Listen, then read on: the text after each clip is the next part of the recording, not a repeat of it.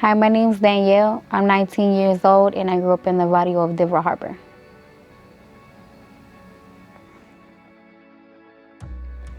Growing up, I saw a lot of drugs, violence, gangs, and I was even raped at the age of 5.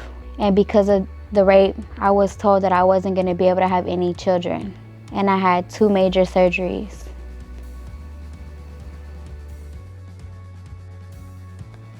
By 10 years old, I was already involved with gangs, drugs, involving myself with the wrong people, period.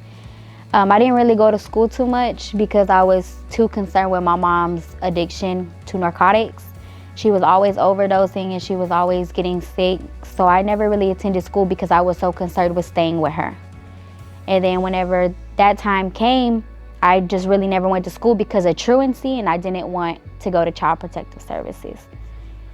So eventually my mom went to court and I had to get court ordered to go to rehab for my bad behaviors, which weren't really that bad because I just wanted to be with my mom.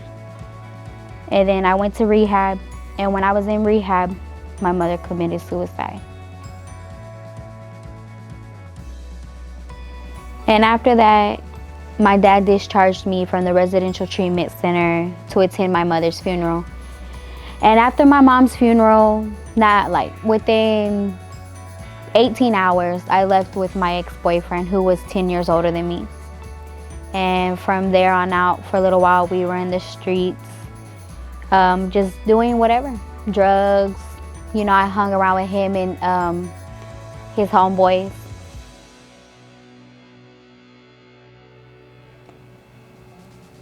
And at the age of 13, I had became a teen mom, and my baby's father was supporting us by selling drugs, and I was doing drugs my whole pregnancy. I didn't really know what it was to be a mother.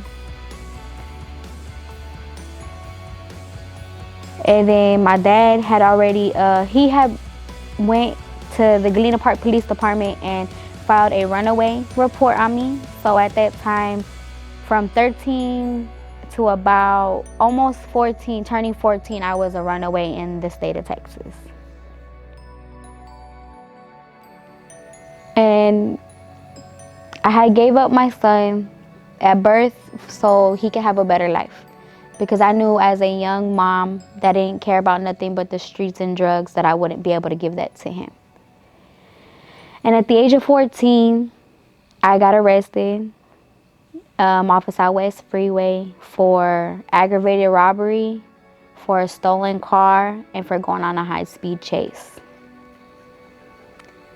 And I had went to the juvenile downtown Harris County, and I sat there for a few months till I was trialed to boot camp in San Marcos, Texas, called Hays County.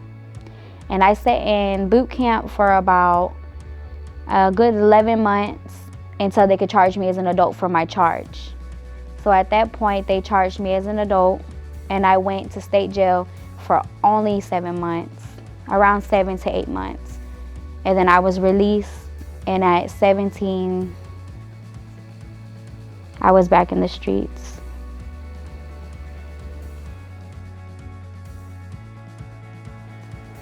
So at this point, I'm 17 and I'm out of incarceration. I'm out of Child Protective Services. Under the state, I'm legalized as an adult by a judge, and I make all my own decisions. So I had met my second child's father, and we were good. I got pregnant with my son, Xander.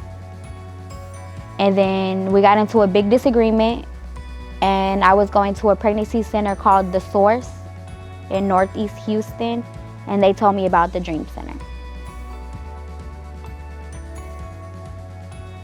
And I was sharing with The Source for pregnant women my issues with my boyfriend while I was in therapy, and they connected me with the Dream Center. And I moved in actually immediately the same day. And they greeted me with love, affection, something I never really had before. And when I walked in, it was like a shield of God. I felt the love and the warmth and the welcoming. Months later, the Dream Center closed, and I went back to my baby's father. And a few months after that, in October of 2018, I had my son. And we were good. We had a great relationship. We went to church. It was great. And then on March 2019, we had a big fallout. And I became single again. I was house to house, homegirls, couch to couch. I fell back into my drug addiction, cocaine and ecstasy. And CPS came to one of my best friend's doors, and they took my baby for being unstable and for not passing a drug test. And I knew at that point I had to change. And after they took my son, I fell deeper into my addiction. And I started using a lot more. I started going out a lot more. I started sleeping around a lot more. I started doing a lot of things that I wouldn't have done because I was so hurt. I felt hopeless. I felt overwhelmed. I felt distraught. I don't really know half of the emotions I felt half the time. But and then in July 2019, my grandmother passed away. And my grandmother was my rock, my foundation. If I needed money, if I was hungry, if I needed a place to come, it was always with my grandmother with opening arms. And then in July, at the end of July, I found out I was pregnant. So in June, I had stopped my addiction. It was hard to get clean. It was hard to get sober because I didn't feel like I needed to be a mother if I didn't have my other child. But I knew it was right. And I went to church and I asked God to help me, to lead me, and to strength so I could overcome this addiction I had felt back into for my son and for the new baby on the way.